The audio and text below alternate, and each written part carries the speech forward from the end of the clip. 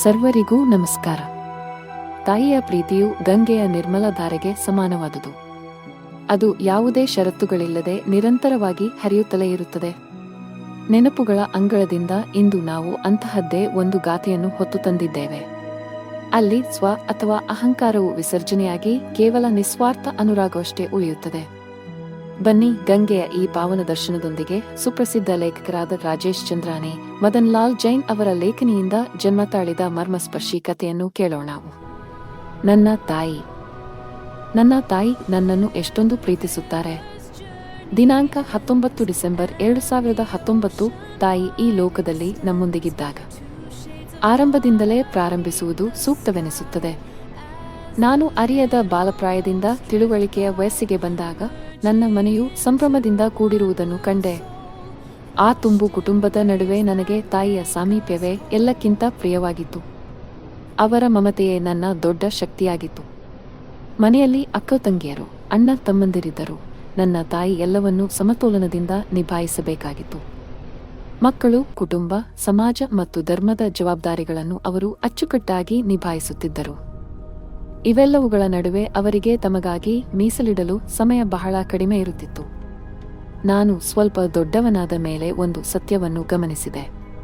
ಅವರು ಇತರರಿಗಿಂತ ಹೆಚ್ಚು ಸರಳ ಮತ್ತು ಶಾಂತಚಿತ್ತರಾಗಿದ್ದರು. ಅವರು ಯಾರ ಮೇಲೆಯೂ ಕೋಪಗೊಂಡಿದ್ದನ್ನು ನಾನು ಎಂದಿಗೂ ನೋಡಿಲ್ಲ. ಅವರು ಎಂದೂ ಕಿರಿಕಿರಿ ಮಾಡಿಕೊಂಡವರಲ್ಲ. ಬಹುಶಃ ಆ ಕಾಲದಲ್ಲಿ ಇದು ಪ್ರತಿಯೊಬ್ಬ ತಾಯಿ ಮತ್ತು ಗೃಹಿಣಿಯ ಸಹಜ ಲಕ್ಷಣವಾಗಿತ್ತು. ಕಾಲ ಕಳೆದಂತೆ ನನ್ನ ತಿಳುವಳಿಕೆ ಹಿರಿದಾದಾಗ ಅವರಲ್ಲಿ ಒಂದು ವಿಶೇಷ ಗುಣವನ್ನು ಕಂಡೆ. ಅದು ಬೇರೆ ಯಾವ ಸಂಬಂಧಿಕರಲ್ಲಿಯೂ ಇರಲಿಲ್ಲ. ಅದೇನೆಂದರೆ ಅವರ ನಿಶ್ಷರತ್ತು ಜೀವನ ಶೈಲಿ. ಅವರಿಗೆ ಮನೆ, ಕುಟುಂಬ, ನೆರೆಹೊರೆ ಮತ್ತು ಸಮಾಜದ ಪ್ರತಿಯೊಂದು ಷರತ್ತುಗಳು ಸಮ್ಮತವಾಗಿದ್ದವು. ಆದರೆ ಇತರ ಬಗ್ಗೆ ಅವರಿಗೆ ಯಾವುದೇ ಸ್ವಂತ ಷರತ್ತುಗಳಿರಲಿಲ್ಲ.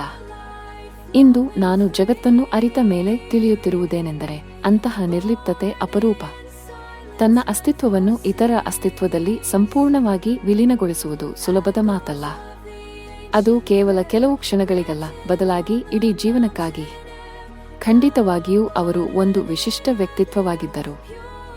ಮಾನವೀಯ ಅಪವಾದಗಳೆಂದು ಕರೆಯಲ್ಪಡುವ ವ್ಯಕ್ತಿ.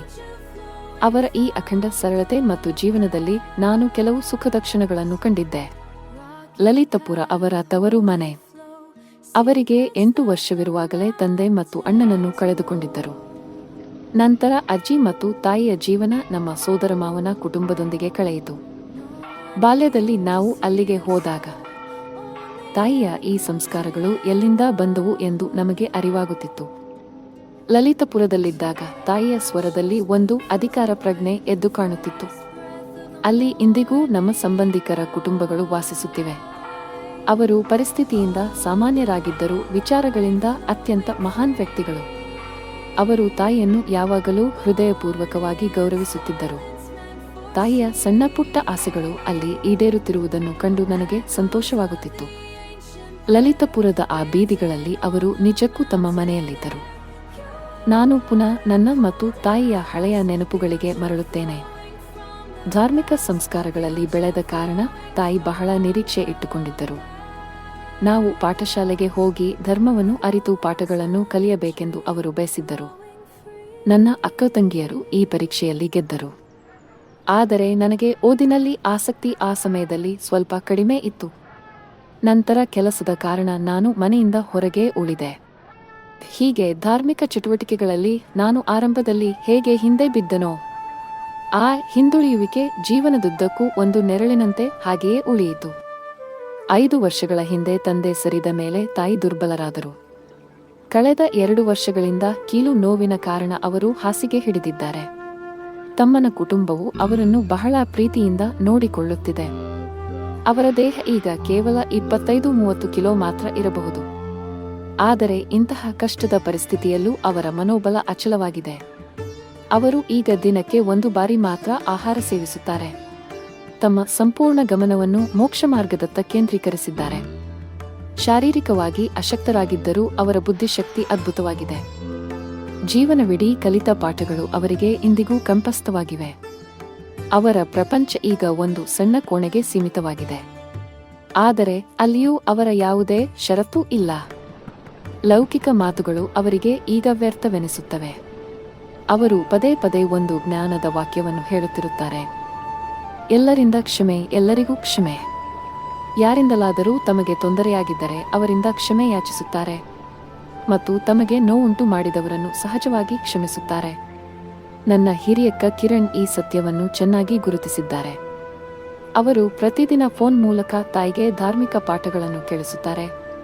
ತಾಯಿಗೆ ಅದೆಲ್ಲವೂ ನೆನಪಿದೆ, ಆದರೂ ಅವರು ಭಾವವಿಭೋರರಾಗಿ ಕೇಳುತ್ತಾರೆ. ನಾನು ಹೇಳಿದಂತೆ ಧಾರ್ಮಿಕ ದೃಷ್ಟಿಯಿಂದ ನಾನು ಹಿಂದುಳಿದ ಮಗ. ದೂರವಿರುವ ಕಾರಣ ನಾನು ಅವರ ಪರವಾಗಿ ನೇರವಾಗಿ ಸೇವೆ ಮಾಡಲು ಸಾಧ್ಯವಾಗುತ್ತಿಲ್ಲ. ಸುಮಾರು 2 ತಿಂಗಳ ಹಿಂದೆ ನನ್ನ ಮನಸ್ಸಿನಲ್ಲಿ ಒಂದು ಸುಂದರ ಆಲೋಚನೆ ಬಂತು. ನಾನು ಕೂಡ ಅವರಿಗೆ ಪಾಠಗಳನ್ನು ಕೇಳಿಸಿದರೆ ಅವರ ಸಂತೋಷ ಹೆಚ್ಚುತ್ತದೆ ಎಂದು. ಅಂದಿನಿಂದ ಪ್ರತಿ ರಜಾದಿನಗಳಲ್ಲಿ ನಾನು ಫೋನ್ ಮಾಡುತ್ತೇನೆ. ಅವರು ಕಾತರದಿಂದ ಕಾಯುತ್ತಾರೆ ಮತ್ತು ಸಂತೋಷಪಡುತ್ತಾರೆ. ಸಂವಾದದ ಸಮಯದಲ್ಲಿ ಬೇರೆ ಬೇರೆ ಪಾಠಗಳನ್ನು ಕೇಳುವಂತೆ ಆಗ್ರಹಿಸುತ್ತಾರೆ. ಕಳೆದ 2 ವಾರಗಳಿಂದ ಅವರಿಗೆ ಒಂದು ವಿಶೇಷ ಇಚ್ಛೆ ಇದೆ.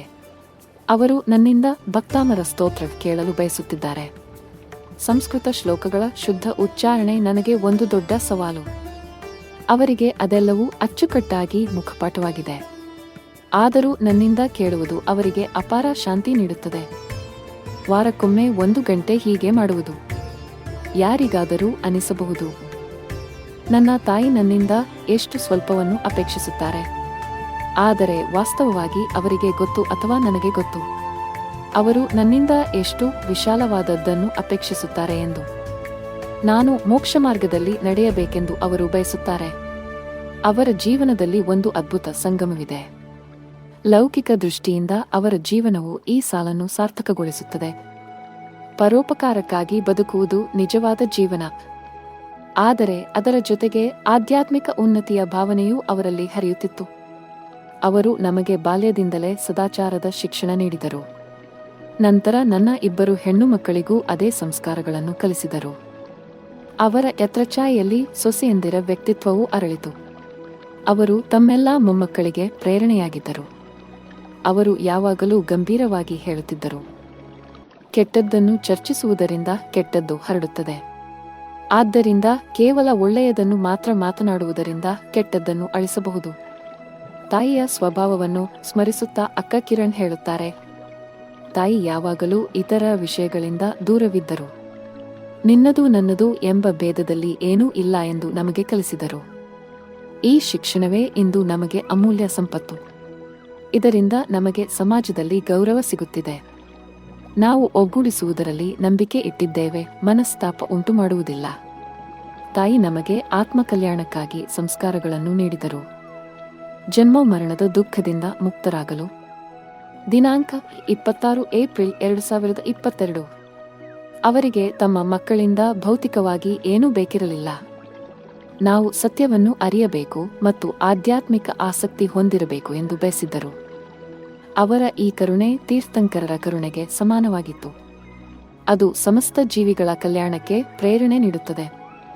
26 ಏಪ್ರಿಲ್ 2020ರಂದು ತಾಯಿ ವಿಧಿವಶರಾದರು. ಕೊರೋನಾದ ಆ ಕಠಿಣ ಸಮಯವದು. ಅಂದಿನಿಂದ ನಾವು ಪ್ರತಿದಿನ ಸಾಮೂಹಿಕ ಪಾಠದ ಸಂಪ್ರದಾಯವನ್ನು ಮಾಡಿಕೊಂಡಿದ್ದೇವೆ. ಆ ಸಂಪ್ರದಾಯ ಇಂದು ಹೆಮ್ಮೆಯಿಂದ ಮುಂದುವರಿಯುತ್ತಿದೆ. ಈ 1 ಗಂಟೆಯನ್ನು ನಾವು ತಾಯಿಯ ಅಂತಿಮ ಆಸೆಗೆ ಸಮರ್ಪಿಸುತ್ತೇವೆ. ಕಿರಣ್, ಶೋಭಾ ಮತ್ತು ರಚನಾ ಅವರು ಇದನ್ನು ಮುಂದುವರಿಸುತ್ತಿದ್ದಾರೆ. ಇಂದು ತಾಯಿಯ ನೆನಪುಗಳಿಗೆ ನಮಿಸುತ್ತಾ ನಾನು ಇದನ್ನು ಪುನಃ ಹಂಚಿಕೊಳ್ಳುತ್ತಿದ್ದೇನೆ. ಈಗ ತಾನೇ ನೀವು ಕೇಳಿದ್ದು ರಾಜೇಶ್ ಅವರು ತಮ್ಮ ತಾಯಿಯ ಬಗ್ಗೆ ಸಲ್ಲಿಸಿದ ಶಬ್ದ ಅರ್ಘ್ಯ. ನಿಲ್ಲದ ಒಂದು ಜೀವಂತ ಸಂಪ್ರದಾಯ. ನಿಜವಾದ ಪ್ರೀತಿ ಆತ್ಮದ ಉನ್ನತಿಯಲ್ಲೇ ಅಡಗಿದೆ. ಇಂದು ತಾಯಿ ಭೌತಿಕವಾಗಿ ನಮ್ಮ ನಡುವೆ ಇಲ್ಲ. ಆದರೆ ಸಾಮೂಹಿಕ ಪಾಠವು ತಾಯಿಯ ಆ ಭಾವನೆಯನ್ನು ಜೀವಂತವಾಗಿರಿಸಿದೆ. ಒಳ್ಳೆಯದನ್ನು ಆರಿಸಿಕೊಳ್ಳುವುದೇ ತಾಯಿಗೆ ಸಲ್ಲಿಸುವ ನಿಜವಾದ ಗೌರವ. ಇಂದು ಬಹಳ ಭಾರವಾದ ಹೃದಯದಿಂದ ಹಂಚಿಕೊಳ್ಳುತ್ತಿದ್ದೇನೆ. ರಾಜೇಶ್ ಅವರ ತಂಗಿ ಶೋಭಾ ಅವರು ಕೂಡ ಜನವರಿ 2026ರಲ್ಲಿ ಶಾಂತರಾಗಿದ್ದಾರೆ. ತಾಯಿಯ ಹಾದಿಯಲ್ಲೇ ಅವರು ಅನಂತ ಪ್ರಯಾಣಕ್ಕೆ ತೆರಳಿದ್ದಾರೆ. ಆ ಸುಪುತ್ರಿಗೆ ನಾವು ಭಾವಪೂರ್ಣ ಶ್ರದ್ಧಾಂಜಲಿ ಅರ್ಪಿಸುತ್ತೇವೆ. ಇಂದಿನ ಸಂಚಿಕೆಯಲ್ಲಿ ಇಷ್ಟೇ. ಧನ್ಯವಾದಗಳು.